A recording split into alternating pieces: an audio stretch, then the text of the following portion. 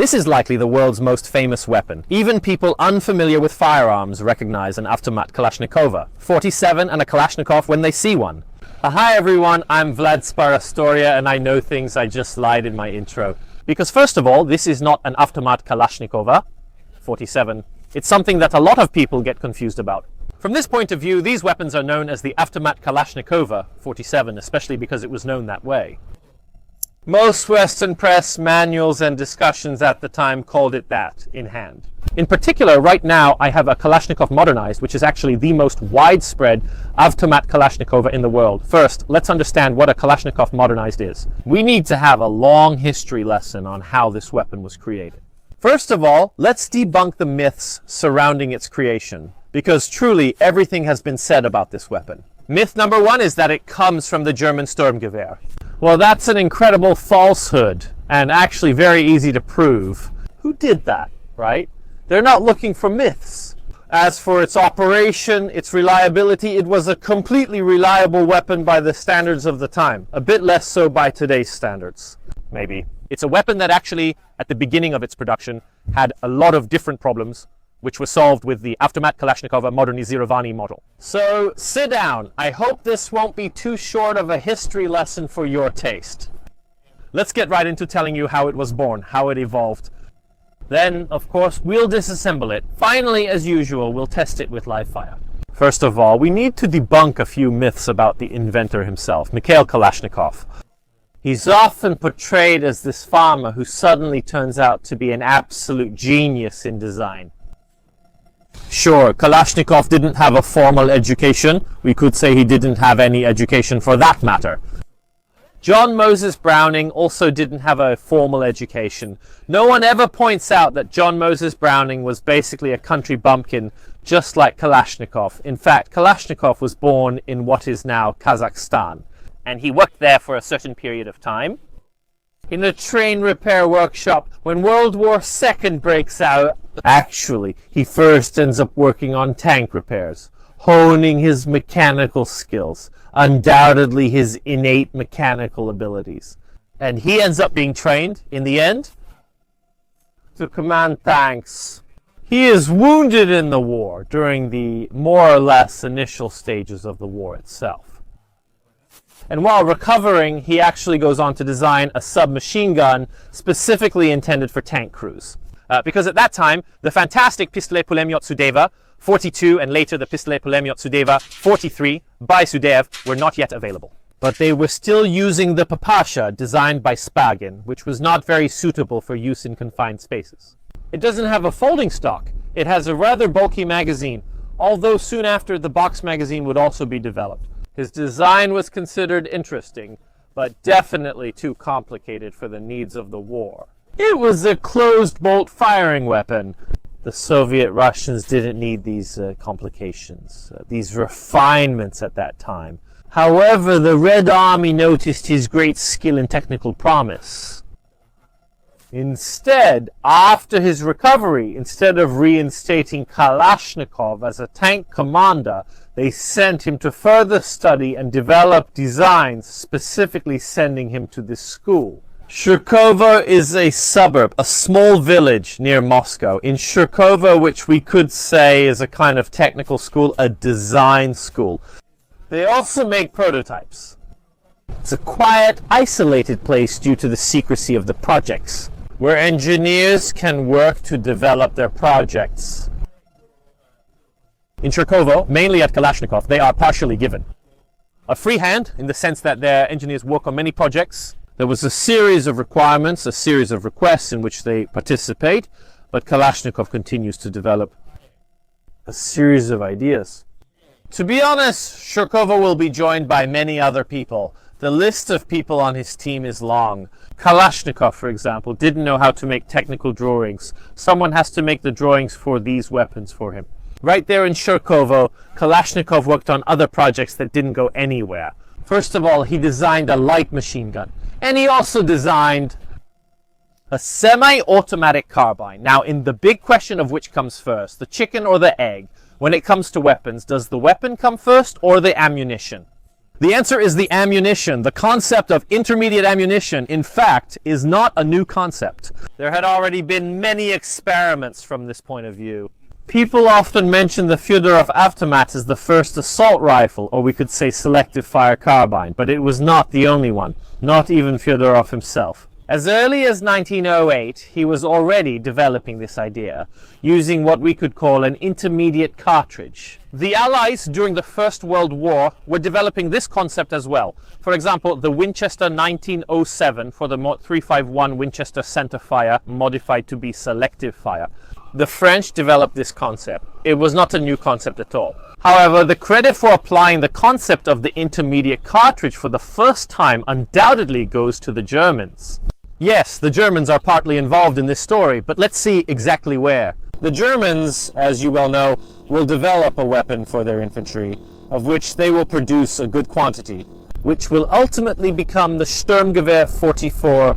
The Russians, already in 1942, will capture what is the direct ancestor of the Sturmgewehr 44, namely the Maschinenkarabiner 42, a weapon that is aesthetically very similar to the Sturmgewehr. We can see a difference in the gas tube. Also, it fired from an open bolt. And what really impresses the Russians is not so much the weapon itself, but the cartridge.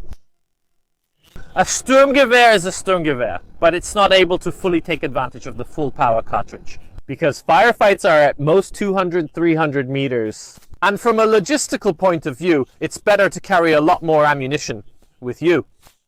So they announce a program. The Red Army plans to replace all the small arms in its army, all of them built around the same ammunition. In this, the Red Army is far ahead. The Russians, for several reasons, already use the same weapon calibers, diameter. Take the 7.62, for example. It's the same in the Mosin, Tokarev, and Nagant. And they wanted to do the same for the new program, taking it a step further. The same ammunition for 4 different weapon systems, the standard infantry weapon, a self-loading carbine, a weapon that will replace submachine guns, which will have to be a submachine gun in this caliber, a light machine gun, and a squad support weapon. We could call it that. And the 4th one, which is actually the only one that will never really have a true successor, a bolt-action carbine for 2nd and 3rd line troops. We could put it that way, for reserves, for drivers. So the work begins first of all with the ammunition. From this work will come the Model 1943 cartridge, which is very similar to today's K cartridge, except that in that version it still has a 41mm long case. That will change in 45, 46 with the new cartridge pattern, which will still be called the Model 1943 cartridge. And right away, once the cartridge was produced, we're in late 43. At this moment, work begins on these weapon systems. Actually, the automatic weapon is put a bit on the back burner because the most urgent priority is replacement. The infantry weapon. The carbine meant to replace the Mosin, and the light machine gun intended to replace the less effective ones. Let's say it, DP-27 and DPM. And so, all the engineering schools, all the inventors and teams are given these requirements, and a series of designs is requested. We've obviously seen the carbine, which will be the Samozaryadny Karabin System Simonova, and we've also seen the light machine gun, because obviously it's the Rusnoy Pulemyot Degdyaryova. So the automatic weapon project is a bit behind. Why? Because it was supposed to replace the submachine guns. It was a secondary thing, not the primary weapon of the infantry. The submachine guns were generally fine as they were. There was no rush. Even though a prototype, the S-44 by Sudayev, was already ready, in 44 it was judged unsatisfactory. With the end of the war, the Russians have more time. Let's say, okay, let's slow down for a moment. Let's do some proper tests and trials. Really properly, do we have to do this thing? Kalashnikov at that time was already working on his own project, but it was still drastically different from what we see today. Basically, besides the fact that it had a rotating bolt with 2 locking lugs, it was very, very, very, very different. Through several evolutionary steps, we arrive at what is known as the K-46 is one of the first weapons to take part in the first phase of testing. The K-46 externally, it reminds us of this, but it's very different. It's different in the way it is disassembled. In terms of construction, the trigger group mechanism is completely different, which for example has 2 selectors instead of 1 in the Browning style. We'll get to that as well. Kalashnikov's weapon, along with those of a certain Bulkin and Dementiev, are judged to be the best. And here the Russians give a lot of feedback, telling each of the inventors exactly what should be improved in their design. Unlike Bulkin and Dementiev, who don't make major changes to their weapons, Kalashnikov radically changes his own design. The K-47, which wasn't out yet, the first one, which is called the K-47 on paper, is in many ways drastically different from the K-46, except for the bolt, because even, for example, the gas system changes with the K-47, and this was under the recommendation of the commission that had to choose this weapon. The well-known long-stroke piston system is actually used. The K-46, however, features a short-stroke piston more like the S and KS. In some ways, a trigger group similar to Browning is adopted. Actually, the request is not explicitly to adopt a Browning trigger group, but to copy the one from the Czechoslovakian ZH-29, which copies Browning.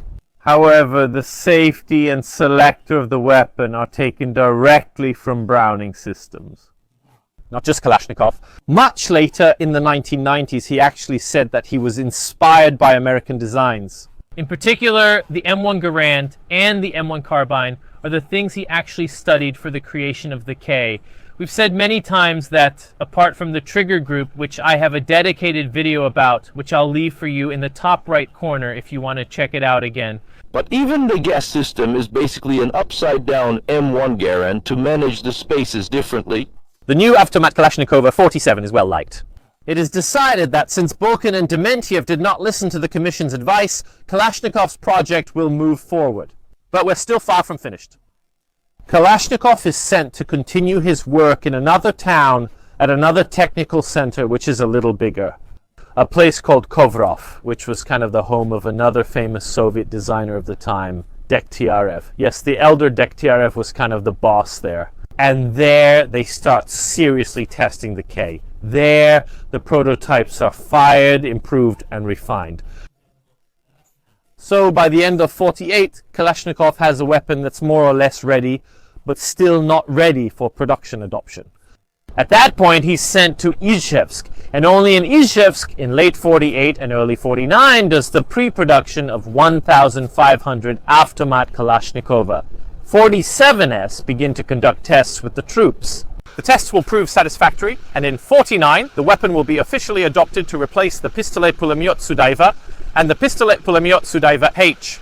First detail, the Avtomat Kalashnikova 47 was actually adopted in 49, not 47. Saying it was adopted in 47 is a serious error. Confirm confusion.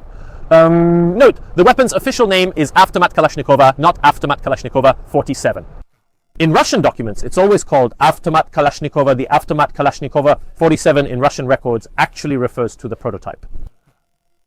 So, and here's another part of the myth. As for the Germans, it's true that in 44 there were Germans in Izhevsk. There was Hugo Schmeisser, who, let's be clear, had nothing to do with it, because at that time he was nothing more than a technical director. We could say he didn't get involved in these things. There were also engineers working there who had worked in Germany on the Maschinengewehr 42, and especially on the stamped parts of the Maschinengewehr 42. Is that right? The Germans were not allowed to get anywhere near the projects that were classified. The Avtomat Kalashnikova would stay classified until the mid-1950s. If the Germans had any input, the Germans in Izhevsk had any input. Maybe we don't even know if that's the case, but if they did, it concerns exclusively techniques, in a general sense, for making stamped steel parts, for stamping the sheets, because the first Avtomat Kalashnikova was made from stamped sheet metal. But let it be clear, the Avtomat Kalashnikova 47 had already been fully developed by Kalashnikov before he arrived in Izhevsk, where the Germans were. So those who say, but there were Germans in Izhevsk, they developed the Avtomat Kalashnikova. No, the Avtomat Kalashnikova had already arrived, ready at that time in Izhevsk. It was ready for a pre-series, it had already been prototyped, it had already been tested, but only this pre-series of 1,500 units was made. They have absolutely nothing to do with it, as I told you. The first Avtomat Kalashnikov, as I told you, Type 1 stamped, however, was defective. Or rather, the ones that came out well worked perfectly. It's just that many of them didn't come out well. A huge quantity, even a third at one point, of the production of receivers of the so-called first type AKs, later called the first type. They have serious problems. Kalashnikov and Izhevsk partially solved this problem by introducing a milled receiver, the so-called Type 2, and after a further improvement and lightening, Type 3. The Russian milled AKs. The famous milled AKs are almost all the so-called Type 3, the third pattern of the original Kalashnikov. But the milled weapon is heavier and more expensive. That's not good. A new competition is announced to accomplish two things at once. The goal is to improve or replace the current K and replace the Ruchnoy Pulemyot Degtyaryova. That weapon, as we've seen, adopted during wartime rather quickly, was no longer satisfactory in peacetime. We're here in the 1950s, so we have more time anyway to develop these things.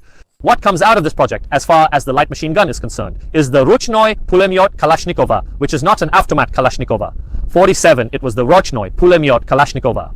It has some mechanical differences from regular AKs, though it's very similar. What really stands out is the KPM. A new receiver made of stamped sheet steel is developed. We'll take a closer look at it, of course, when we move the camera so we can talk about the details. Some things are changed in the trigger group. We won't show these either, and I'll explain why as well. Because there's a part that was added from the Avtomat Kalashnikov Modernizirovanny that isn't in this one, since it's not present in most demilitarized versions. Even though it was added after the Avtomat Kalashnikov Modernizirovanny project, it's often seen as an Avtomat Kalashnikov Modernizirovanny modification. In reality, it's a compensator introduced after the original Avtomat Kalashnikov Modernizirovanny S were approved. The AKs tend to recoil. They have a recoil that goes, it moves the weapon to the right, my right is the shooter, and upwards. So this compensator pushes diagonally up to the right to push down to the left. In theory, the muzzle flash from the shot. So let's finally move the camera, take a close look at exactly how it works, and then of course we'll take it out for a nice live fire test. Here we are with this great Avtomat Kalashnikov Modernizirovanny. Don't pay attention to the dirt on it because we're filming this sequence after the live fire test. We've used it well, as you can see. The Avtomat Kalashnikov.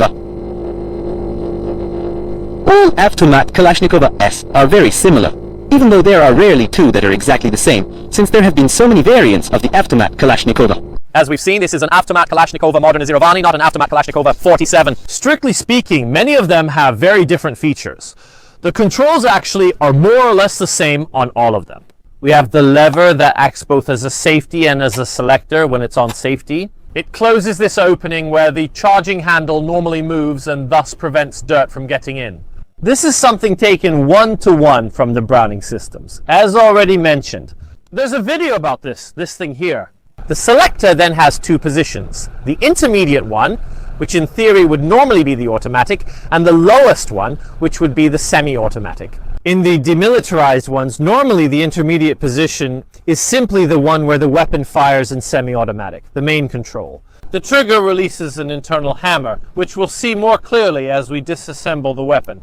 The other, more obvious control is this one. Here, to remove the magazine, we're dealing with the nose-in-rockback system. That means we first have to insert the magazine where this fixed lug is, and then we can latch the back. So forward and then a firm, strong movement to the back. Obviously, to remove it, you do the opposite movement. Press this lever, and that way you can release the magazine. The other obvious control in this situation is the lever attached to the bolt carrier, which we use to operate the weapon. It's obvious, right? The K system is, of course, a gas-operated self-loading system. There's a gas piston, which we'll take a closer look at. First of all, it's a long-stroke piston. What does long-stroke piston mean? The piston is a single piece. With the actuator port, it reciprocates the entire length of the bolt's travel. If it were a short-stroke piston, it would move a little, give a push to the actuator port, which would then continue by inertia. Instead, the long-stroke piston makes the entire movement of the bolt. This system is definitely an overgassed system, meaning AKs give a lot of gas to the system. This is also one of the reasons why it has a reputation for being reliable. It adds so much gas to the system that it's hard to stop it from cycling. Of course, at the expense of other things like shooting comfort, because a lot of gas comes out of this system, or marginally. One could argue about accuracy, but this is a military weapon. Shooting with an angle of about 4 minutes, it's more than enough for any use within 300-400 meters. At the back, we obviously have the stock. There are also folding ones, the KMS. Here we have, as you can see, a cleaning kit conveniently packed in the stock of the weapon. We can open it like this. And we'll have access to a series of useful tools, a pin punch for more in-depth maintenance, various brushes for different components, and so on. In short, not all AKs have this kit, unfortunately, but it's quite useful from this point of view. We can insert it simply by putting it inside and closing the nearby part. We'll get to disassembly. We need to remove the top cover using this button, which is actually part of the spring guide. Moving more toward the center, we have the sights, which are adjustable. We can press this button and adjust the sight for the distance we need. This element, which can be rotated, we'll also see during disassembly because it's used to remove the gas tube.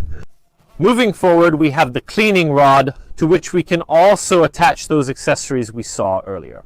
And we have an addition that people think is from the Automat Kalashnikov Modernizirovaný, as we've seen. But actually, it was added after the approval of the Automat Kalashnikov Modernizirovaný program. This compensator is designed to divert the gases upward and to the right, to push the barrel of the weapon down to the left. AKs are notoriously known to drift in that direction. It's removable to allow for the attachment of other accessories. Disassembling the weapon is quite simple. Press this button inward, which is also, I repeat, the spring guide. And in this way, you can lift this very simple piece made of stamped sheet metal, very thin, which is the top cover. Actually, the weapon can function perfectly without the top cover, but generally it's better to have it to prevent dirt from getting inside the weapon. This way, we can remove the spring, retrieve it, and pull it out. The bolt group and the bolt carrier. Bolt carrier and bolt, which can be easily separated simply by rotating the bolt out of its seat. Let's see, the diagonal track is to actuate. This is the position where the bolt carrier is, and then you rotate it. This is the position where the bolt is closed, while when the bolt carrier moves back, it will rotate the bolt itself and disengage it from the locking lugs inside the weapon. For the rest, as you can see, this is the bolt carrier. In some ways, maybe it's one of the most complicated parts, in quotes, of the Kappa system. The important parts still have to be milled. Integral. The gas piston on the bolt carrier is a two-part piece, including this piston section, which is then screwed on quite tightly and left there with the rest of the bolt carrier body. Billions of Italians. You're noticing similarities with the R7090, which is intentional.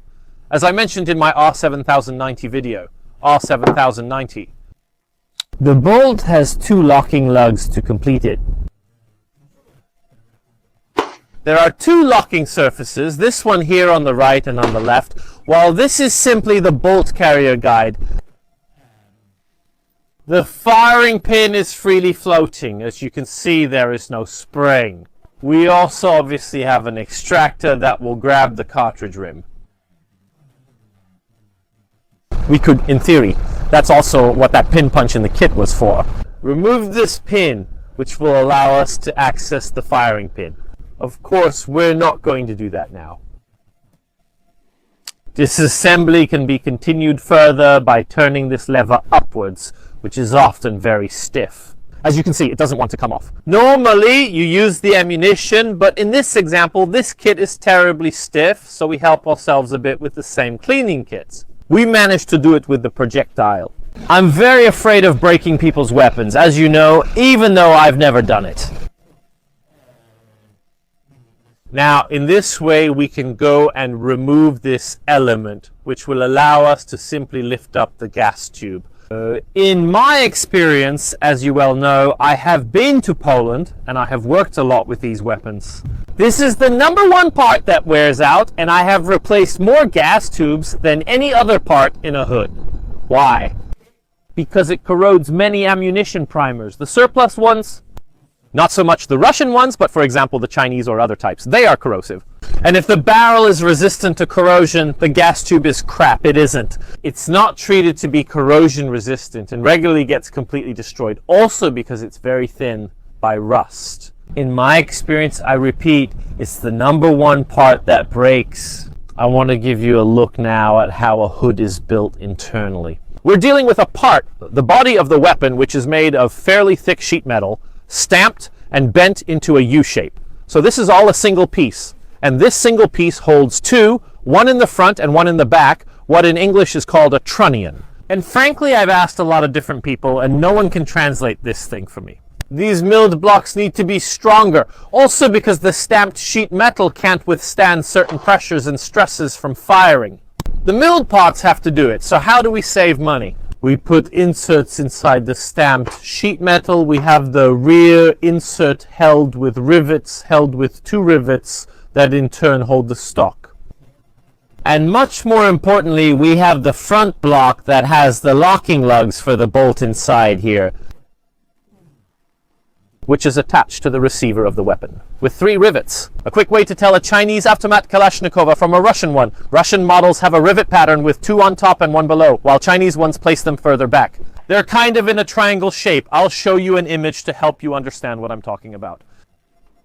The barrel on original AKs was screwed in, which was considered quite complicated, so that was changed as well.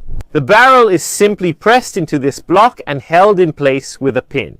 Removing it is a gunsmith's job. Obviously, we're not even going to try that here. Everything is attached, as you can see, to the block that holds the sights. Going back for a moment here, we also have part of the sheet metal, the weapons ejector, and inside, held by other pins, the trigger group.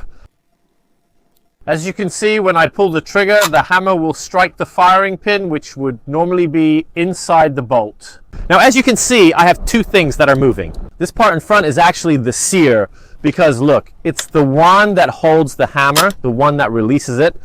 The Automat Kalashnikov's sear is good, and its trigger brake feels crisp. This one back here instead is called the disconnector. What does the disconnector do? I keep the trigger pressed, and the gun reciprocates, the hammer goes back, it gets caught by the disconnector, and the moment I release the trigger, the hammer returns to the sear. This way, I'm forced to release the trigger to fire another shot. What does the fire selector do? Is it actually automatic? It simply removes the disconnector, so when I pull the trigger, there's nothing there. Actually, what holds the hammer, allowing the weapon to continue firing automatically, is an extremely simple, extremely clever system. I want to highlight another demilitarization process, removing a key component from the AKs. I'm quite opposed to this part because there's a third sear. I explained this a lot in my video about how the Automat Kalashnikov trigger mechanism works and how it was copied from Browning. In short, here at this height, there is a lever. This lever is pushed forward by the bolt carrier at the end of its travel. This lever holds the hammer back until the bolt carrier moves forward. That is, if the bolt is not closed, the weapon cannot fire. This is very important for ensuring proper firing. Automatic, preventing the hammer from releasing too soon. But it is removed precisely to make the weapon truly semi-automatic and not convertible back to automatic. And another thing that's missing here in this firing mechanism, and it's a bit of a mystery, it's a third element, because in the Automat Kalashnikov Modernizirovanny, they introduced a rate reducer, which was a part next to the hammer here, that held it back for a very short distance. When the weapon was cocked, you know what? Also in Polish AKMs, all automatic, obviously in Poland, because it's legal. I've never seen this part in those obviously demilitarized ones. It doesn't fit, but I don't know. It's a mysterious part about which I've found very little information, so I'd be curious to bring this up to you. Take your AKs. If you have AKMs, they can't be milled AKs. See if on the right side of the hammer this element is there. I'll show you a picture of what it looks like because I'd be very curious to understand. Contact me, maybe tell me what year the weapon is from, where it's from, who demilitarized it, so I can understand exactly what happens to these parts. It's a very curious story. It's nonsense. But personally, I'd be happy to be able to explain this mystery. This video is likely already demonetized because I explained how the firing mechanism works. So let's reassemble the weapon. And we reinsert the gas tube.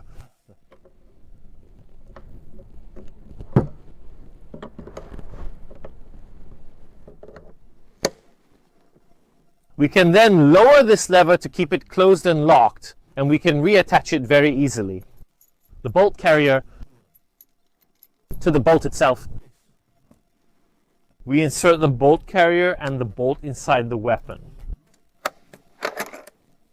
Here we go. Let's put the recoil spring back in. When I worked on it, I was much faster each day. The top cover can be inserted like this.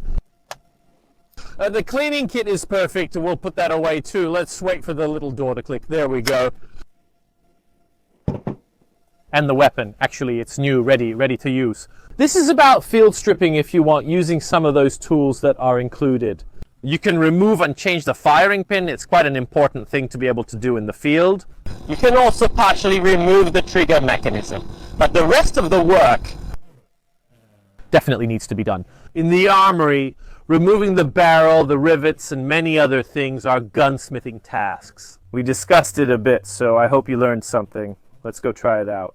Now, at the shooting range, for the live fire test. Here we are in Brony at the range to try out this Russian Automat Kalashnikov Modernizirovanny. Of course, we have our banana magazines, which, as we've seen, are not just for aesthetics, but because the ammunition has that shape. Why put the magazine back in? The movement, of course, is the typical nose and rock back. This motion that many people in Eastern Europe had to learn by necessity. The charging handle is on the right side. As for ergonomics, it should be considered in terms of Russian ergonomics, especially in the 1940s and 50s, where inserting the magazine was not done in the Western way. With the left hand, but you would hold the weapon with your left hand and insert the magazine with your right. A movement that I find completely unnatural. In fact, I can't manage to find the magazine. At that moment, you could arm the weapon and you could shoot. Actually, let's start Russian style with the right hand. Let's fire a few shots already.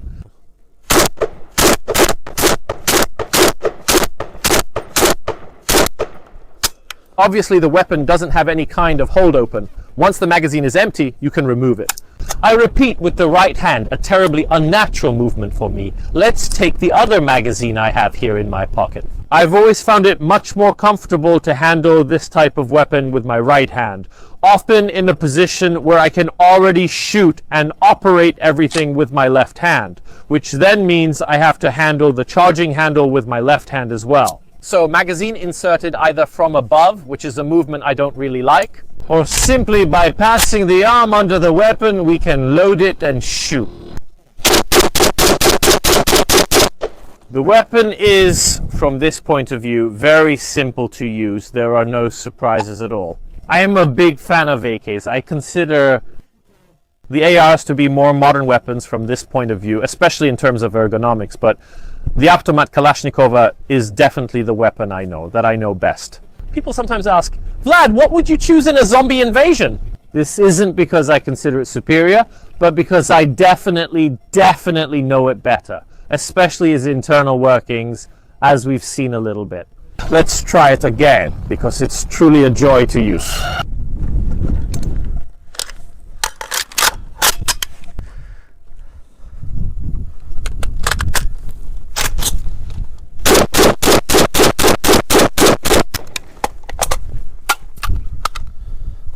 The banana taken, on the other hand, I didn't bring any lines with me to the shooting range today.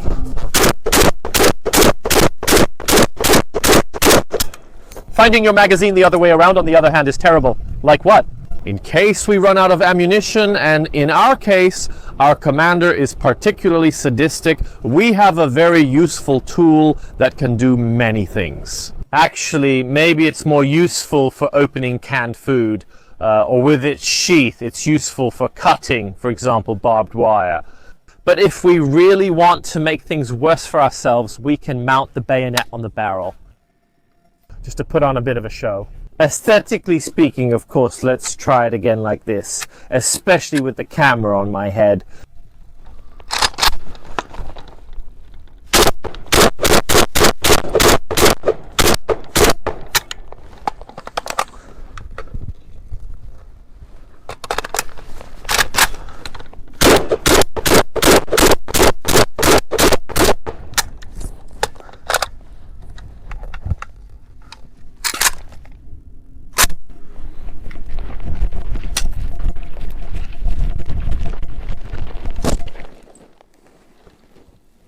I want to use the hood situation to discuss the Iraqi reload. You've definitely seen it, that type of reload where you hold the weapon by the bolt, insert the magazine and let it go.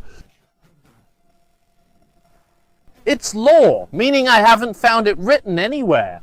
But there's a rumor that the reason for this typical reload, typical in quotes, which seems to come from Iraq, and I say seems because militarily speaking, it doesn't make much sense for a number of reasons. But the problem is the Yugoslavian magazines. The Yugoslavian magazines, in fact, are a bit different from the normal ones.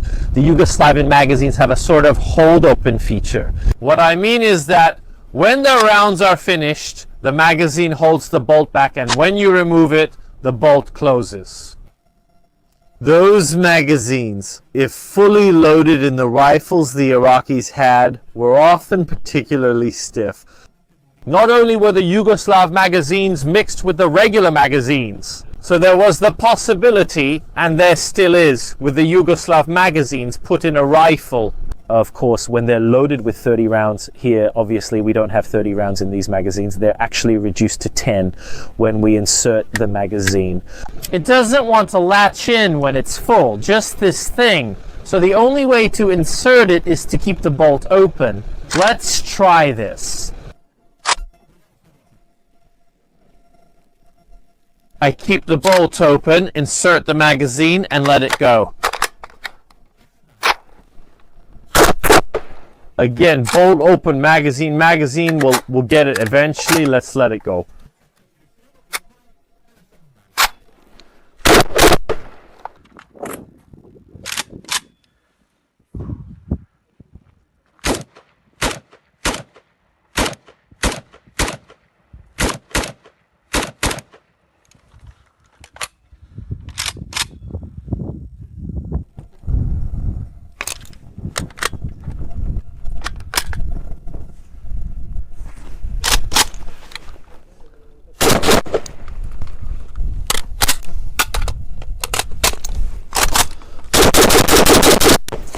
Thank you all for watching this video. As always, remember that these videos are made possible by people like you. You, for example, like Luca, who today brought this fantastic Automat Kalashnikov Modernizirovanny here to Brogny, here in the province of Pavia. You who leave a like and a comment, rest assured that this video is very likely demonetized. Because you see, Kalashnikovs are ugly, ugly and bad. So those of you who support me on platforms like Type-E and Patreon, doing these things is not free at all. It costs a lot of money, it costs a lot of time, and honestly, without your support, this channel, really? I'm not joking, it wouldn't be possible. So thank you all, and if you're also interested in supporting, I remind you that the store has some fantastic t-shirts. As you can see, I shoot and I know things about shooting. I know quite a lot. So check out the link, it's in the description. As always, I'll see you next time.